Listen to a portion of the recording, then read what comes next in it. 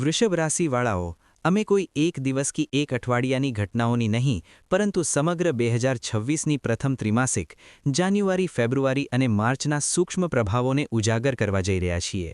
મેં તમારા ગોચર, તમારા નક્ષત્રો અને ગ્રહોની સતત ગતિનો ઊંડો અભ્યાસ કર્યો છે, અને જે સત્ય બહાર આવીને ઉભર્યું છે તે જાણવું તમારા માટે અત્યંત આવશ્યક છે. જો આ આવનારા 90 દિવસોને હું એક જ સૂત્રમાં બાંધવા માંગું તો હું કહું કે આ અતિશય વિરોધાભાસ, એક્સ્ટ્રીમ પોલારિટીનો સમયગાળો છે. વિરોધાભાસ એટલા માટે કે જાન્યુઆરીની શરૂઆત તમને ભય અને અવ્યવસ્થાનો અહેસાસ કરાવશે. સ્વાસ્થ્ય નિષ્ફળ, નાણાકીય પ્રવાહ અવરોધિત, પરંતુ મધ્ય જાન્યુઆરીમાં જ ભાગ્ય અચાનક રીતે તમને પોતાનું આલિંગન કરશે, જાણે કોઈ અદૃશ્ય શક્તિએ તમારા માટે એક નવું દ્વાર ખોલી દીધું હોય. ત્યારબાદ ફેબ્રુઆરી આવશે, તમારા કર્મ, પ્રતિષ્ઠા અને વ્યાવસાયિક સંઘર્ષોની કસોટી લઈને, પરંતુ માર્ચ સ્થિરતા અને માનસિક શાંતિ લઈને હાજર થશે, જેની ઈચ્છા તમે લાંબા સમયથી કરતા આવ્યા છો. આ મુસાફરી સરળ નથી. આ એક તીવ્ર આરોહ-અવરોહવાળો માર્ગ છે, અને આ માર્ગ પર સંતુલન કેવી રીતે જાળવવું એ આજની ચર્ચાનો સાર છે. આ ભવિષ્ય વિચાર વૃષભ લગ્ન અને વૃષભ રાશિ બંને માટે સમાન રીતે મહત્વપૂર્ણ છે. કૃપા કરીને એકાગ્રતા અને ધૈર્ય સાથે સાંભળો. આ જ્ઞાન તમારા આવનારા કાલની સુરક્ષા બની શકે છે. હવે ભવિષ્યફળના મૂળ વિશ્લેષણમાં પ્રવેશ કરતા પહેલા તમારી રાશિની આંતરિક રચનાને સમજવું આવશ્યક છે. તમે વારંવાર પૂછો છો કે મારી રાશિ વૃષભ છે અને મારા ભાઈની પણ, તો પણ અમારા જીવનમાં ઘટનાઓનો ફરક કેમ? તેનો જવાબ છે નક્ષત્ર. વૃષભ રાશિ આકાશના એક વિશાળ ક્ષેત્રનું નામ છે, જેમાં 3 ભિન્ન નક્ષત્રો સામેલ છે. 2026નો આ સમય તમારા માટે વરદાન બનશે કે પડકાર, તે ઘણું બધું આ વાત પર નિર્ભર કરશે કે તમે કયા નક્ષત્ર હેઠળ જન્મ્યા છો. જો તમારો જન્મ વૃષભ રાશિના પ્રારંભિક ભાગમાં થયો છે, તો તમે કૃતિકા નક્ષત્રના જાતક છો, જેના સ્વામી સૂર્ય છે. નેતૃત્વ તમારા સ્વભાવમાં જન્મજાત છે, અને કોઈની સામે ઝૂકવું તમને સ્વીકાર્ય નથી. પરંતુ 2026ની પ્રથમ ત્રિમાસિક, ખાસ કરીને ફેબ્રુઆરીમાં, આ જ અહંકારની ઊર્જા તમારા માટે સંકટ બની શકે છે. કાર્યાલયની રાજનીતિ, ઉચ્ચ અધિકારીઓનો દબાણ અને તમારા અંદર ઉઠતો આક્રોશ, આ બધું મળીને તમને આવેશપૂર્ણ નિર્ણયોની તરફ ધકેલી શકે છે.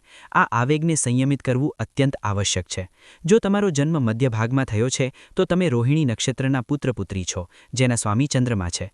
તમારી પ્રકૃતિ કોમળ, ભાવનાશીલ અને પાલનપોષણથી પરિપૂર્ણ છે. માર્ચનો સમય તમારા માટે અત્યંત સંવેદનશીલ રહેશે. ચંદ્રગ્રહણનો પ્રભાવ રોહિણી જાતકો પર ઊંડા ભાવનાત્મક ઉતાર ચઢાવ લઈને આવશે. અચાનક ઉદાસીનતા, મનની બેચેની અને આ અનુભૂતિ કે કોઈ તમારી ઊંડાઈને સમજી શકતું નથી, આ ભાવો પ્રબળ રહેશે. પરંતુ યાદ રાખો, આ જ સંવેદનશીલતા તમારી સૌથી મોટી શક્તિ છે. તમે પોતે પણ ઉપચારક છો અને બીજાઓને પણ સ્થિરતા આપો છો. અને જો તમારો જન્મ વૃષભના અંતિમ ચરણમાં થયો છે, તો તમે મૃગશિરા નક્ષત્રના જાતક છો, જેના સ્વામી મંગળ છે. તમે યોદ્ધા સમાન ઊર્જાવાન, નિર્ણાયક અને કર્મશીલ છો. તમારા માટે જાન્યુઆરી અસાધારણ અને શુભ સાબિત થઈ શકે છે. 16 જાન્યુઆરીએ મંગળનો ઉચ્ચસ્થ થવું તમને પરાક્રમ, સાહસ અને અદ્ભુત પરિણામો આપશે. પોલીસ, સેના, ખેલ, ફિટનેસ કે કોઈપણ શારીરિક શક્તિ આધારિત ક્ષેત્રમાં કાર્યરત જાતકો માટે આ સમય સુવર્ણ અવસર છે. હવે ચાલો સમયના ચક્રને ફેરવીએ અને જાન્યુઆરી 2026માં પ્રવેશ કરીએ. મિત્રો, વર્ષની શરૂઆત આપણે સામાન્ય રીતે ઉત્સવ અને આશાઓ સાથે કરીએ છીએ, પરંતુ ગ્રહોની સ્થિતિ જણાવી રહી છે કે જાન્યુઆરીના પ્રથમ 12 દિવસ તમારા માટે રેડ એલર્ટવાળા છે. હું તમને ડરાવી રહ્યો નથી, માત્ર સાવધાન કરી રહ્યો છું. 1 જાન્યુઆરીથી 12 જાન્યુઆરી સુધી તમારા 8મા ભાવમાં ગ્રહોનું એક મહાસમૂહ બની રહ્યું છે. જ્યોતિષમાં 8મો ભાવ રંધ્ર ભાવ કહેવાય છે. આ મૃત્યુ સમાન કષ્ટ, અચાનક દુર્ઘટના અને પીડાનું ઘર છે. અને અહીં કોણ બેઠું છે? અહીં સૂર્ય છે, અહીં તમારા લગ્નેશ શુક્ર છે, અહીં બુધ છે અને અહીં મંગળ પણ છે. તેનો અર્થ શું થાય છે? તેનો સીધો અર્થ એ છે કે તમારું સ્વાસ્થ્ય જોખમમાં છે. મંગળનું 8મા ઘરમાં હોવું રક્તવિકાર, સર્જરી અથવા અકસ્માતનો યોગ બનાવે છે. જો તમને પહેલાથી કોઈ બીમારી છે, તો તે આ સમયે વધી શકે છે. ઇમ્યુનિટી ખૂબ નબળી રહેશે. તમારે તમારી ગાડી બહુ સંભાળીને ચલાવવી પડશે. બીજો સૌથી મોટો ખતરો છે ધનનો. 8મું ઘર નુકસાનનું પણ છે. મારી તમારી સામે હાથ જોડીને વિનંતી છે કે 1 જાન્યુઆરીથી 12 જાન્યુઆરી વચ્ચે ભલે કોઈ તમને સોનાની ચીડિયા પણ બતાવે, તમને 1 રૂપિયો પણ રોકાણ કરવાનું નથી. શેર માર્કેટ, સટ્ટો, લોટરી અથવા કોઈ મિત્રને ઉધાર આપવું, આ બધું આ સમય દરમિયાન વર્જિત છે. જો તમે આ સમયમાં પૈસા લગાવશો, તો તેનું ડૂબવું નક્કી છે. તમે માનસિક રીતે પણ થોડા પરેશાન રહેશો, ચીડચીડાપણું રહેશે, કારણ વિના ગુસ્સો આવશે. પરંતુ જેમ મેં કહ્યું, આ વિરોધાભાસનો સમય છે. અંધકાર જેટલો ઊંડો હોય, સવાર એટલી જ નજીક હોય. 13 જાન્યુઆરી, આ તારીખને તમારા કેલેન્ડરમાં માર્ક કરી લો. 13 જાન્યુઆરીથી તમારા જીવનમાં એવો બદલાવ આવશે જેને અમે જ્યોતિષમાં ભાગ્યોદય કહીએ છીએ. 13 જાન્યુઆરીએ તમારા લગ્નેશ શુક્ર જે અત્યાર સુધી 8મા ઘરના ખાડામાં હતા તે બહાર આવીને 9મા ઘરમાં પ્રવેશ કરશે. 9મું ઘર એટલે ભાગ્યનું ઘર, ધર્મનું ઘર. લગ્નેશનું ભાગ્યમાં જવું આ પોતે જ એક રાજયોગ છે. અચાનક તમને એવું અનુભવાશે કે જે કામો ગઈકાલ સુધી અટકેલા હતા તે આજે આપોઆપ બની રહ્યા છે. ત્યારબાદ 14 જાન્યુઆરીએ સૂર્ય પણ 9મા ઘરમાં પ્રવેશ કરશે અને પછી આવશે તે તારીખ જે આ ત્રિમાસિકની સૌથી મોટી તારીખ છે, 16 જાન્યુઆરી. 16 જાન્યુઆરીએ મંગળદેવ તમારા ભાગ્યસ્થાનમાં પ્રવેશ કરશે અને ત્યાં ઉચ્ચના થઈ જશે. મંગળ ઊર્જા છે, મંગળ સાહસ છે. જ્યારે સાહસ ભાગ્યના ઘરમાં બેસીને ઉચ્ચનું બને છે ત્યારે માણસની અંદર એટલો પરાક્રમ આવી જાય છે કે તે પહાડ પણ તોડી શકે. તમારા અંદર નવી ઊર્જાનો સંચાર થશે. અને સોનામાં સુહાગા જુઓ, 17 જાન્યુઆરીએ બુધ પણ ત્યાં આવી જશે. બુધ ધનના સ્વામી છે. જ્યારે ધનનો સ્વામી ભાગ્યમાં આવે છે ત્યારે મહાધન યોગ બને છે. એટલે જાન્યુઆરીનો બીજો પખવાડિયો એટલે કે 15 તારીખ પછીનો સમય તમારા માટે ધનવર્ષાનો સમય છે. અટકેલું પૈસો પાછું મળશે. જો કોઈ પુષ્ટની મિલકતનો કેસ કોર્ટમાં અટકેલો હતો અથવા પરિવારમાં વિવાદ હતો તો તે તમારા પક્ષમાં ઉકેલાઈ જશે. તમે આ સમયે પ્રોપર્ટી ખરીદી શકો છો, સોનું ખરીદી શકો છો. જે વિદ્યાર્થીઓ વિદેશ જવાનું સપનું જોઈ રહ્યા હતા તેમના માટે આ સમય ખૂબ અનુકૂળ છે. વિઝાની ફાઇલ લગાવવી હોય કે કોલેજમાં અરજી કરવી હોય, 16 જાન્યુઆરી પછીનો સમય પસંદ કરો, સફળતા નિશ્ચિત છે. તો જોયું તમે, જાન્યુઆરીની શરૂઆત ડર સાથે અને અંત જીત સાથે. હવે આપણે આગળ વધીએ છીએ અને ફેબ્રુઆરી 2026માં પ્રવેશ કરીએ છીએ. ફેબ્રુઆરીનો મહિનો, આ મહિનો તમારા ધૈર્યની, તમારી સહનશક્તિની અને તમારા કરિયરની સૌથી મોટી કસોટી છે. ગ્રહોનો જે કાફલો જાન્યુઆરીમાં 9મા ઘરમાં હતો હવે તે ધીમે ધીમે ખસીને 10મા ઘરમાં આવશે. 10મો ઘર એટલે તમારું કર્મસ્થાન, તમારું કરિયર, તમારી નોકરી. અહીં એક ખૂબ જ રસપ્રદ અને ખતરનાક યોગ બની રહ્યો છે. તમારા 10મા ઘરમાં પહેલેથી જ રાહુ મહારાજ બેઠા છે. જ્યોતિષમાં કહેવત છે, રાહુ 10મા દુનિયા વશમાં. રાહુ 10મા ઘરમાં માણસને બહુ મહત્વાકાંક્ષી બનાવે છે. તેને ઊંચાઈઓ પર લઈ જવા માગે છે. પરંતુ રાહુ છે છળ પણ, રાહુ છે ધુમ્મસ પણ. ફેબ્રુઆરીના મહિને ખાસ કરીને 17 ફેબ્રુઆરીની આસપાસ એક બહુ મોટી ખગોળીય ઘટના થશે, સૂર્યગ્રહણ. અને આ ગ્રહણ ક્યાં લાગી રહ્યું છે? બિલકુલ તમારા કરિયરના ઘરમાં. સૂર્ય, જે સત્તા, સરકાર અને તમારા બોસનો કારક છે, તે રાહુના પ્રભાવમાં આવી જશે. તેનો અસર શું થશે? તેનો અસર એ થશે કે તમારા કાર્યક્ષેત્રમાં, તમારા ઓફિસમાં અચાનક ભૂકંપ આવી શકે છે. જે બોસ ગઈકાલ સુધી તમારી પીઠ થપથપાવતા હતા, અચાનક તમારા કામમાં ખામીઓ કાઢવા લાગશે. તમારી પીઠ પાછળ તમારા સહકર્મી, તમારા કોલીગ્સ તમારા વિરુદ્ધ રાજનીતિ કરી શકે છે, ષડયંત્ર રચી શકે છે. તમને એવું લાગશે કે હું એટલી મહેનત કરી રહ્યો છું, છતાં મને તે સન્માન મળતું નથી જેનો હું હકદાર છું. તમારા પર ખોટા આરોપ પણ લાગી શકે છે, કારણ કે રાહુ બદનામીનો પણ કારક છે. દબાણમાં આવીને ઘણા વૃષભ રાશિવાળા એક બહુ મોટી ભૂલ કરી શકે છે. અને એ ભૂલ છે રાજીનામું આપવું. તમારું મન કરશે કે હવે બહુ થઈ ગયું, હું આ નોકરી છોડી રહ્યો છું. પરંતુ મિત્રો, અહીં જ તમને અટકવાનું છે. આ રાહુની ચાલ છે. 26 ફેબ્રુઆરીએ બુધ પણ ત્યાં વક્રી થઈ જશે, એટલે કે ઉલટા ચાલશે. બુધ બુદ્ધિના દેવતા છે. જ્યારે બુદ્ધિના દેવતા વક્રી થઈ જાય અને કરિયરના ઘરમાં ગ્રહણ લાગેલું હોય ત્યારે માણસ સાચો નિર્ણય લઈ શકતો નથી. તમે ગુસ્સામાં નોકરી છોડી દેશો અને પછી આવતા 4 મહિના સુધી તમને નવી નોકરી નહીં મળે.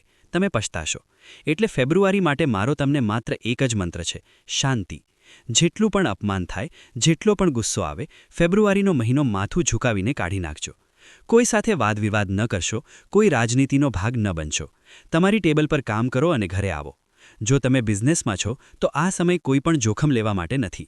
રાહુ કાનૂની ઝંઝટ પણ આપે છે, એટલે ટેક્સ ચોરી અથવા કોઈ પણ ગેરકાયદેસર શોર્ટકટ બિલકુલ ન અપનાવશો, નહીં તો તમે લાંબી મુશ્કેલીમાં ફસાઈ શકો છો. સ્વાસ્થ્યની દ્રષ્ટિએ પણ ફેબ્રુઆરી થોડો ભારે છે. 10મા ઘરના ભારનો અસર તમારી કમર પર પડશે.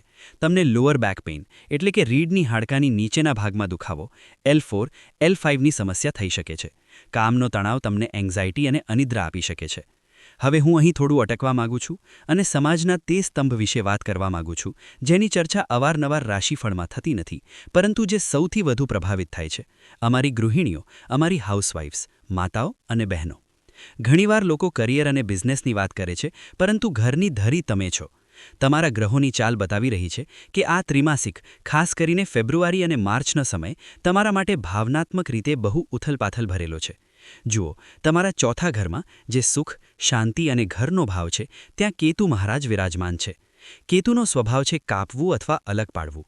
આવતા 3 મહિનામાં તમને વારંવાર એવું લાગશે કે તમે આ ઘર માટે, તમારા પતિ અને બાળકો માટે પોતાનું બધું અર્પણ કરી દો છો, સવારથી રાત સુધી મહેનત કરો છો, પરંતુ કોઈ તમારી કદર નથી કરતું.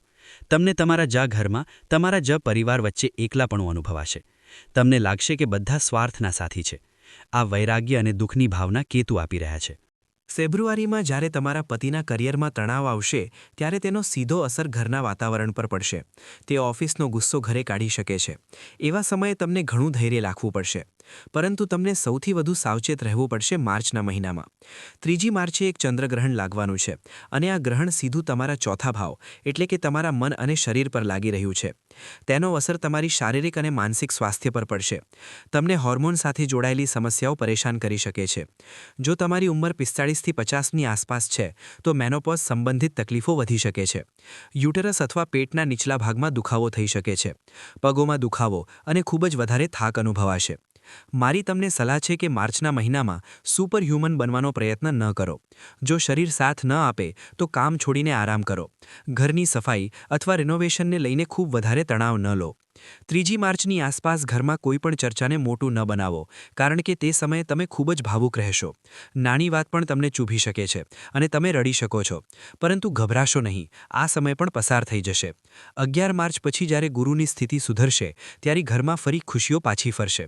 ચાલો હવે આગળ વધીએ અને માર્ચ 2026 તરફ જઈએ.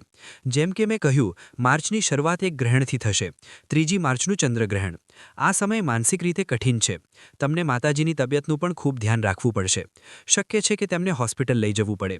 પ્રોપર્ટી સાથે જોડાયેલ કોઈપણ નિર્ણય માર્ચના પહેલા અઠવાડિયામાં ન લો, નહીંતર છેતરપિંડી થઈ શકે છે. પરંતુ મિત્રો, કહેવાય છે ને કે અંત ભલો તો બધું ભલું. માર્ચનો બીજો ભાગ તમારા માટે સંજીવની બુટી લઈને આવી રહ્યો છે. 11 માર્ચ આ તારીખ નોંધ કરી લો. આ દિવસે દેવગુરુ બૃહસ્પતિ તમારા બીજા ભાવ એટલે કે ધન ભાવમાં માર્ગી થઈ જશે. આ આખી ત્રિમાસિકનો સૌથી મોટો ટર્નિંગ પોઈન્ટ છે. અત્યાર સુધી શું થઈ રહ્યું હતું? પૈસા આવી રહ્યા હતા પરંતુ પાણીની જેમ વહેતા જઈ રહ્યા હતા. ખર્ચા કંટ્રોલમાં નહોતા. પરંતુ જેમ જ ગુરુ માર્ગી થશે, તમારું ફાઇનાન્સ સ્થિર થઈ જશે. પૈસા ટકવા લાગશે. તમારી સેવિંગ્સ વધશે. જો તમે કોઈને પૈસા ઉધાર આપ્યા હતા તો તે પાછા મળવાની આશા જાગશે. બીજો ભાવ વાણીનો પણ છે. તમારી વાણીમાં ગંભીરતા અને વજન આવશે. પરિવારમાં જો કોઈ વિવાદ ચાલી રહ્યો હતો તો તમારા હસ્તક્ષેપ અને સમજદારીથી તે ઉકેલાઈ જશે. પરિવારમાં કોઈ માંગલિક કાર્ય જેમ કે સગાઈ અથવા લગ્નની વાત પક્કી થઈ શકે છે.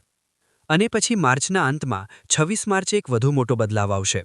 શુક્રદેવ તમારા 12મા ભાવમાં પ્રવેશ કરશે અને ત્યાં ઉચ્ચના થઈ જશે. જ્યોતિષમાં 12મા ભાવમાં શુક્રનો ઉચ્ચ થવું ખૂબ જ વિશિષ્ટ માનવામાં આવે છે. આ ભોગવિલાસનો કારક છે. માર્ચના અંતમાં તમે તમારા પર, તમારી સુખ સુવિધાઓ પર દિલ ખોલીને ખર્ચ કરશો. તમે નવા કપડાં, જ્વેલરી અથવા ઘર માટે લક્ઝરી આઇટમ્સ ખરીદશો. જે લોકો વિદેશ જવા માંગે છે તેમના માટે આ વિપરીત રાજયોગ જેવું કામ કરશે. વિદેશ યાત્રાના ખૂબ જ પ્રબળ યોગ બનશે. પતિ-પત્નીના સંબંધોમાં, બેડરૂમ લાઇફમાં ઘણો સુધારો આવશે. રોમાંચ વધશે. પરંતુ એક નાની ચેતવણી પણ છે. કારણ કે શુક્ર તમારો લગ્નેશ એટલે કે શરીરનો સ્વામી છે અને તે 12મા ભાવ એટલે કે હોસ્પિટલ અને ખર્ચના ઘરમાં જઈ રહ્યો છે. એટલે તમને તમારી અથવા તમારા જીવનસાથીની તબિયતનું થોડું ધ્યાન રાખવું પડશે. ક્યાંક એવું ન થાય કે ખૂબ જ વધારે પાર્ટી કે ખાવા પીવાના ચક્કરમાં તબિયત બગડી જાય. સાથે જ 12મા ભાવમાં શુક્ર ક્યારેક એક્સ્ટ્રા મેરિટલ અફેર અથવા ખોટા આકર્ષણ તરફ પણ ધકેલી શકે છે. તેમાંથી તમને બચવું છે. નહીંતર તમારી સામાજિક પ્રતિષ્ઠા જે તમે એટલી મહેનતથી બનાવી છે તે જોખમમાં મુકાઈ શકે છે. તો મિત્રો, જો હું આ સમગ્ર વિશ્લેષણને ફરી એકવાર સંક્ષેપમાં રજૂ કરું તો સ્થિતિ કંઈક આવી છે. સ્ટુડન્ટ્સ, તમારા માટે સૌથી મોટો દુશ્મન તમારું આળસ છે. રાહુ અને કેતુ તમને ભટકાવશે, ભણવા નહીં દે. પરંતુ 16 જાન્યુઆરી પછીનો સમય તમારા માટે સુવર્ણકાળ છે. તેનો પૂરો લાભ લો. લવ અને મેરેજની વાત કરીએ તો જાન્યુઆરીનો મધ્યભાગ નવા સંબંધો માટે શ્રેષ્ઠ છે. લગ્ન પક્કા થઈ શકે છે. પરંતુ માર્ચના અંતમાં તમારા ચરિત્ર અને મર્યાદાનું ધ્યાન રાખો. ધનની વાત કરીએ તો જાન્યુઆરીના પહેલા 12 દિવસ ખિસ્સાને તાળું મારી રાખો. રોકાણ ન કરો. 15 જાન્યુઆરીથી 15 ફેબ્રુઆરી સુધી છપ્પર ફાડીને ધન આવશે. અને 11 માર્ચ પછી ધનમાં સ્થિરતા અને ઠેરાવ આવશે. નોકરી માટે ફેબ્રુઆરીનો મહિનો ખતરાની ઘંટડી છે. નોકરી છોડવાની નથી. બોસ સાથે અથડાવાનું નથી. બસ શાંતિથી આ મહિનો કાઢી નાખો. માર્ચના અંતમાં નવી અને વધુ સારી નોકરી જાતે જ તમારો દરવાજો ખખડાવશે. હવે સૌથી મહત્વનો ભાગ, ઉપાય. સમસ્યાઓ હોય તો આપણા ઋષિઓએ ઉપાયો પણ આપ્યા છે. 2026ની આ પ્રથમ ત્રિમાસિકને સુરક્ષિત અને સફળ બનાવવા માટે મેં તમારા માટે 3 ખૂબ જ શક્તિશાળી અને સાત્વિક ઉપાય કાઢ્યા છે. પ્રથમ ઉપાય નવા વર્ષની શરૂઆત માટે છે. વર્ષના પહેલા દિવસે એટલે કે 1 જાન્યુઆરી અથવા 31 ડિસેમ્બરની સાંજે તમારે કોઈ પણ દેવી મંદિરમાં જવું છે, ચાહે તે દુર્ગાજીનું હોય, કાલીજીનું હોય કે લક્ષ્મીજીનું.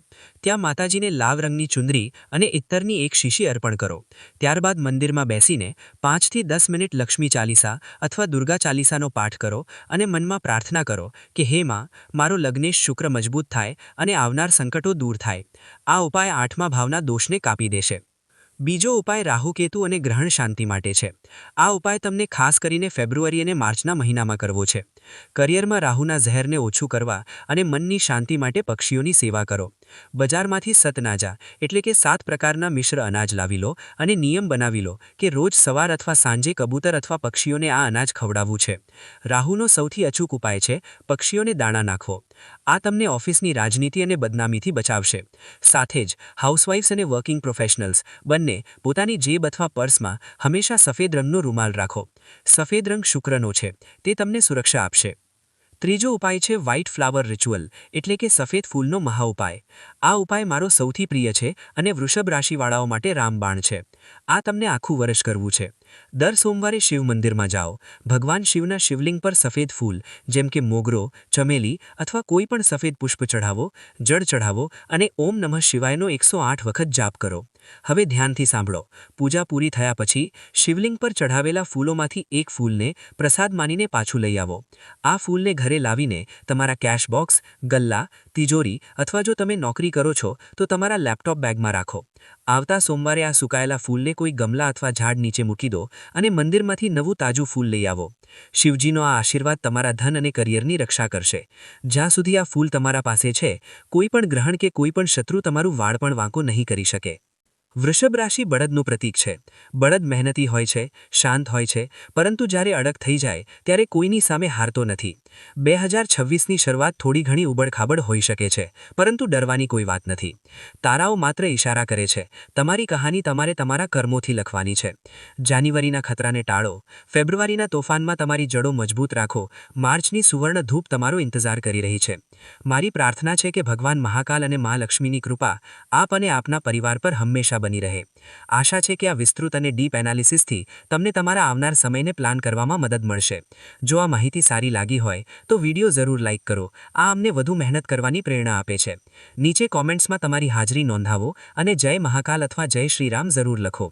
આ વિડીયોને તમારા વૃષભ રાશિવાળા મિત્રો, સંબંધીઓ અને પરિવારના ગ્રુપ્સમાં શેર કરો. હું તમને આગામી વિડીયોમાં નવી માહિતી સાથે મળીશ. ત્યાં સુધી પોતાનો ખ્યાલ રાખજો, ખુશ રહેજો, સ્વસ્થ રહેજો.